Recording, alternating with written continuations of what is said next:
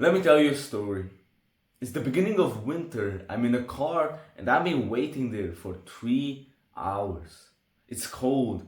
I'm anxious. I'm thinking about all the things that could happen, all the things that could go wrong.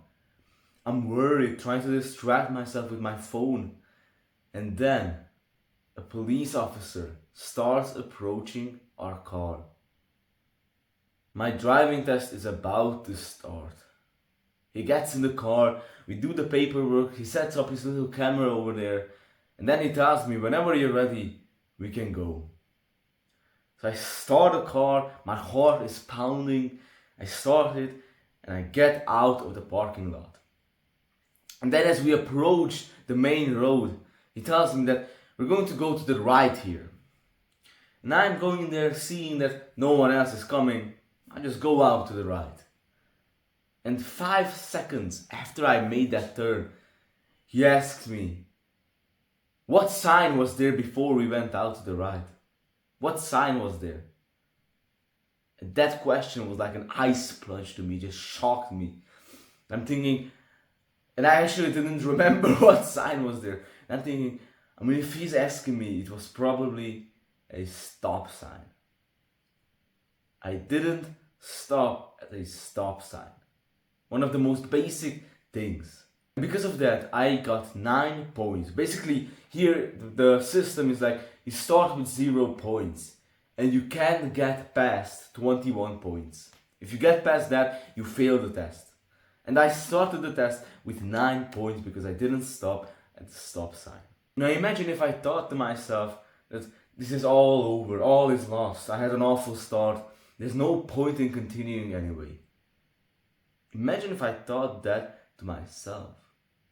Thankfully I didn't, and in spite of that, I passed the driving test.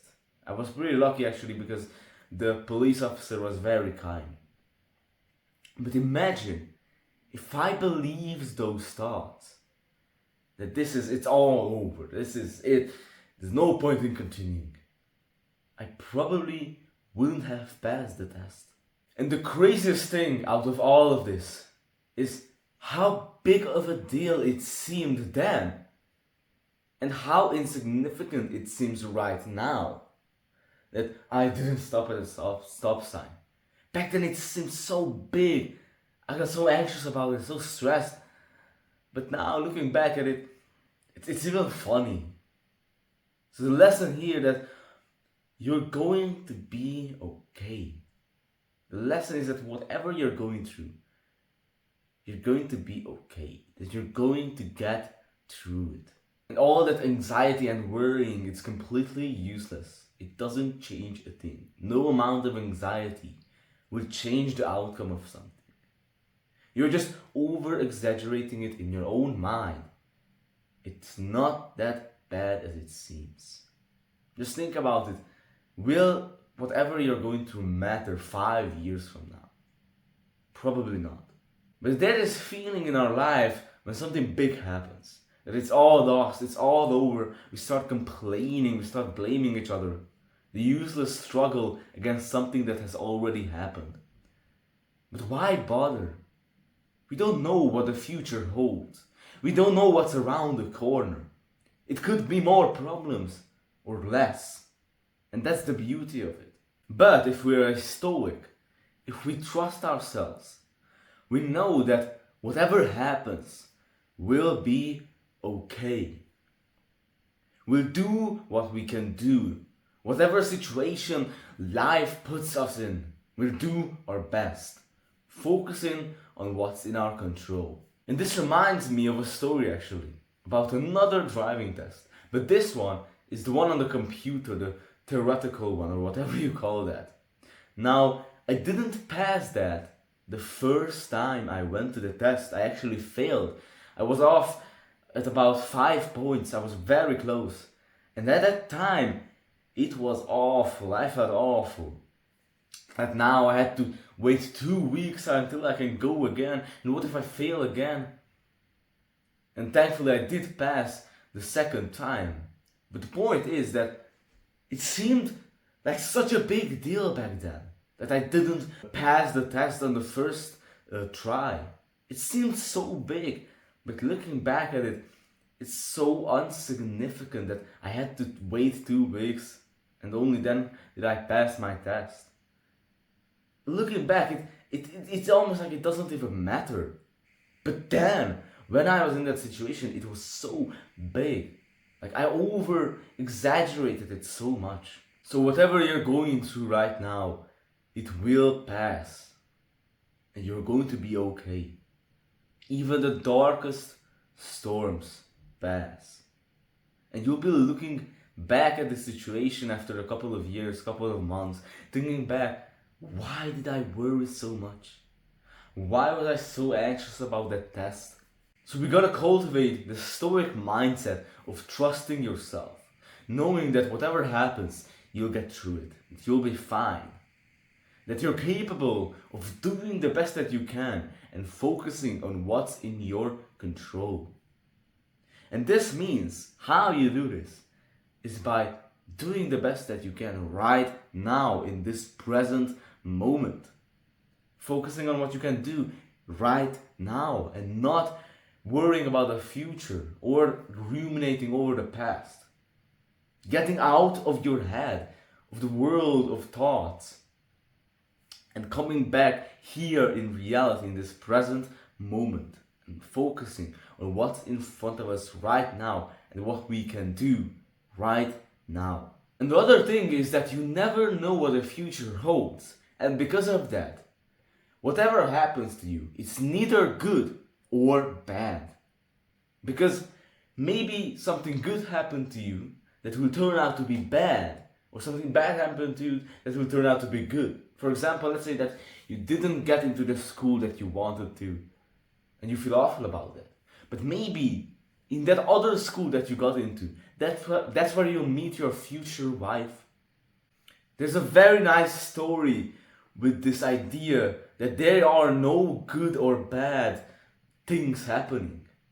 There are no good or bad experiences because we just don't have that much information to tell. There are just too many variables. The story goes like this. I'm probably going to explain it in a very bad way, but there was an old farmer, and this farmer had a son, and they had a horse.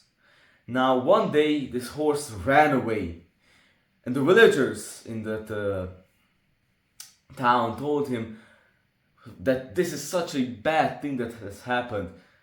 And the old man says, maybe. And then the next day, the horse came back with 10 more wild horses that it brought with him.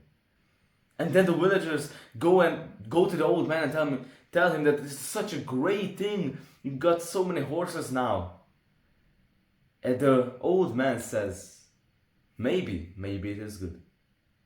And then the next day, as the old man's son, the young little kid, is trying to tame one of the horses, gets on his back, the horse drops him, and the kid breaks his leg. And then the villagers come and say, I'm so sorry that happened, it's such a bad thing. And the old man says, maybe it is. And then the next day, the old man sees on the horizon an army coming towards them. And as they approach their farm, they say that they're recruiting every man from this village. But seeing that his son had a broken leg, they didn't bring him with them. They didn't take them to the military. And then, of course, the villagers said that this is so great. And the old man said, maybe. So this story really shows that you never know if the thing that has happened to you is good or bad. The future is just so unknown. It's such a mystery to us.